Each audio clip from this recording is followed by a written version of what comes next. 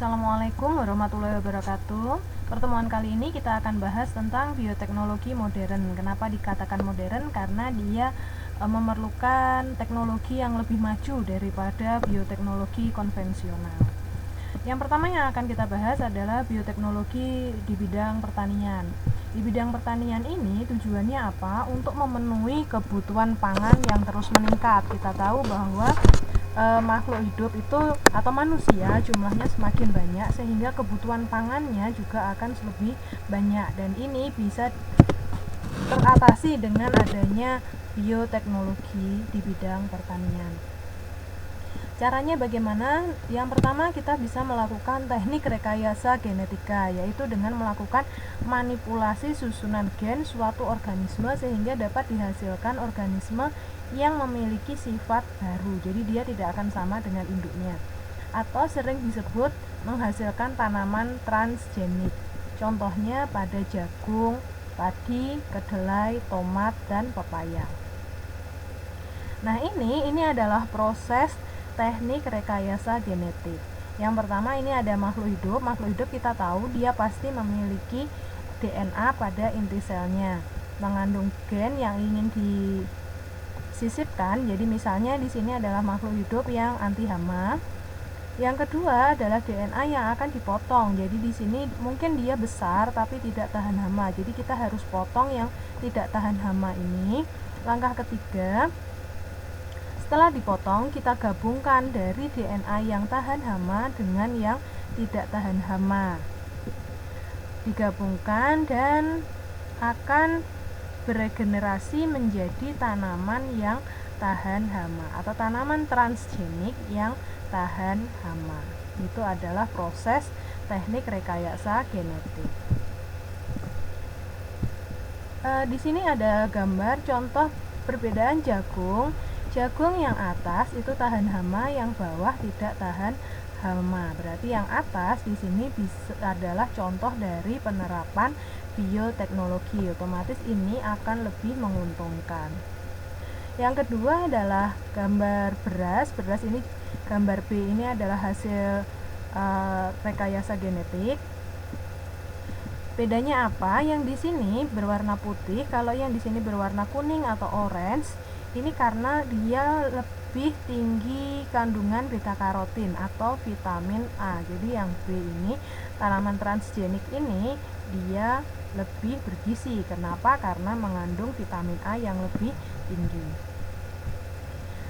Ataupun kita bisa menggunakan fusi protoplas, yaitu penggabungan sel dari tanaman yang berbeda. Contohnya apa? Contohnya pada tanaman brokoli, selnya kita gabungkan dengan tanaman kol, hasilnya adalah brokoflower. Ini adalah fusi protoplas. Bioteknologi selanjutnya adalah bioteknologi bidang peternakan, menggunakan rekayasa genetik yang akan menghasilkan hewan transgenik. Jadi tadi penggabungan DNA ya. Tujuannya juga untuk meningkatkan produksi, tapi di sini karena hewan, misalnya untuk meningkatkan produksi susu ataupun dia tahan penyakit dan menghasilkan daging yang lebih berkualitas. Dan sapi ataupun hewan ternak yang tumbuh dengan lebih cepat, itu juga hasil dari rekayasa genetik. Contohnya di sini adalah sapi di sini sapi biasa, yang sebelah kanan adalah sapi transgenik. Dia sudah mengalami rekayasa genetik. Kita lihat di sini bahwa sapi yang sudah mengalami rekayasa genetik, dia memiliki badan yang lebih besar. Jadi dia akan menghasilkan daging yang lebih banyak. Ada yang ketiga adalah cloning. Cloning adalah pembentukan suatu individu yang identik secara genetik melalui proses pemisahan embrio atau penggantian inti sel. Tujuannya apa? Menghasilkan individu yang seragam, memperoleh jenis-jenis hewan unggul. Jadi misal kita punya sapi yang dia itu berbadan besar, tahan penyakit, itu harus kita kembangbiakkan.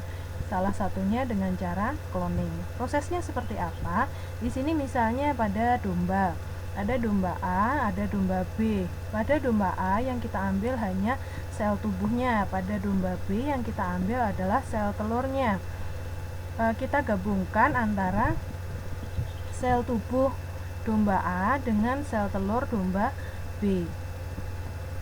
Setelah itu, setelah dia bergabung, dia akan ditanam ke domba C atau ditanam di rahim induk pengganti, sehingga nanti domba C akan melahirkan anak domba yang sifatnya sama dengan domba A.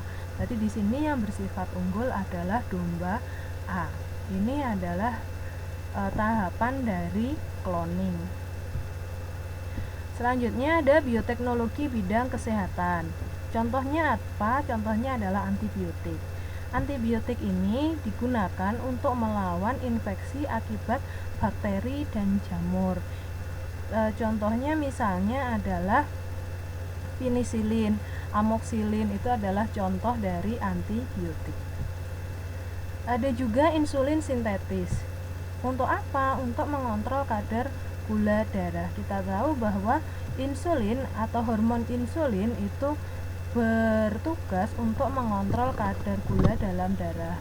Pada beberapa orang, tubuhnya sudah tidak mampu menghasilkan hormon insulin yang sebanyak yang dia butuhkan, sehingga dia memerlukan tambahan hormon insulin sintetis. Ini bisa dibantu dengan bioteknologi di bidang kesehatan ini, sehingga kadar gulanya bisa normal dan dia bisa aktif beraktivitas. Karena kalau kadar gula darah kita rendah, otomatis badan kita pasti akan lemas. Selanjutnya adalah vaksin. Vaksin untuk meningkatkan kekebalan tubuh. Jadi kita tahu ada vaksin, misal vaksin polio biar kita nggak kena polio, begitu kan. Yang sekarang lagi gencar adalah vaksin corona biar anti corona, begitu. Itu adalah hasil bioteknologi di bidang kesehatan. Ada juga antibodi monoklonal. Antibodi monoklonal ini berfungsi untuk membunuh sel tumor dan sel kanker. Dia bersifat untuk membantu membunuh sel tumor dan sel kanker. Selanjutnya di bidang lingkungan. Di bidang lingkungan itu biasanya digunakan untuk bioremediasi, yaitu pemanfaatan bakteri untuk mendegradasi atau mengurangi polutan yang mencemari lingkungan. Yang paling sering dipakai contoh adalah bakteri Pseudomonas. Bakteri ini bertugas atau dia itu mampu mendegradasi atau menguraikan tumpahan minyak pada lautan. Jadi kita tahu bahwa massa jenis dari air dan minyak itu berbeda. Minyak itu massa jenisnya lebih kecil sehingga dia cenderung mengapung di atas air. Kalau airnya tertutup minyak, sinar matahari tidak bisa masuk ke lautan sehingga proses fotosintesis nggak bisa maksimal, kadar oksigen di lautnya akan turun menyebabkan organisme di dalam laut kekurangan oksigen, jadi akan mengganggu ekosistem laut. Tapi dengan adanya bakteri ini, degradasi minyaknya akan lebih cepat sehingga akan cepat hilang dan lautnya kembali bersih. Selanjutnya ada bidang forensik. Bidang forensik bioteknologi banyak dimanfaatkan dalam proses investigasi menggunakan teknik DNA fingerprint. Jadi dengan fingerprint kita bisa tahu sidik jari kita bisa tahu DNA-nya seperti apa yang akan digunakan untuk mencari tahu, oh dia berarti masih berkeluarga atau masih memiliki hubungan kerabat dengan siapa. Selanjutnya adalah dampak negatif. Jadi selain itu tadi adalah dampak-dampak positif dari biotek, ternyata biotek juga memiliki dampak negatif. Salah satunya di bidang lingkungan, mencemari keanekaragaman gen yang ada di lingkungan alami atau merusak plasma nutfah. Jadi tadi misalnya ada sapi biasa dan sapi transgenik. Nanti kalau yang dikembangkan itu hanya sapi transgenik, otomatis lama-lama sapi biasanya akan menjadi punah. Itu akan merusak plasma nutfah. Dampak bagi kesehatan bisa memicu munculnya penyakit pada orang yang sensitif terhadap zat yang dihasilkan organisme transgenik. Jadi beberapa organisme transgenik itu nggak selalu dia hasilnya positif, mungkin dia bisa menghasilkan alergen yang menyebabkan seseorang menjadi alergi, tapi nggak semua ya. Terus kita tahu yang selanjutnya adalah alkohol merusak hati. Kita tahu bahwa alkohol atau wine itu kan hasil dari biotek, ataupun membuat tape juga bisa menghasilkan alkohol. Nah, hati-hati bahwa alkohol itu bersifat racun dan hati berfungsi menawar racun. Jadi alkohol akan merusak hati. Kalau hatinya udah sakit, otomatis jika ada racun yang masuk ke tubuh itu akan susah untuk dinetralisir oleh hati. Di bidang sosial ekonomi bisa mengakibatkan kerugian bagi petani tradisional. Jadi petani yang modern dia akan cenderung menggunakan biotek, sehingga misalnya tadi bisa menghasilkan jagung yang anti hama. Itu akan lebih menguntungkan kan? Sementara petani tradisional tidak memiliki jagung yang anti hama, jadi hasil panennya akan lebih minim. Ini akan merugikan petani tradisional. Jadi kita sebagai makhluk hidup harus pinter-pinter untuk beradaptasi.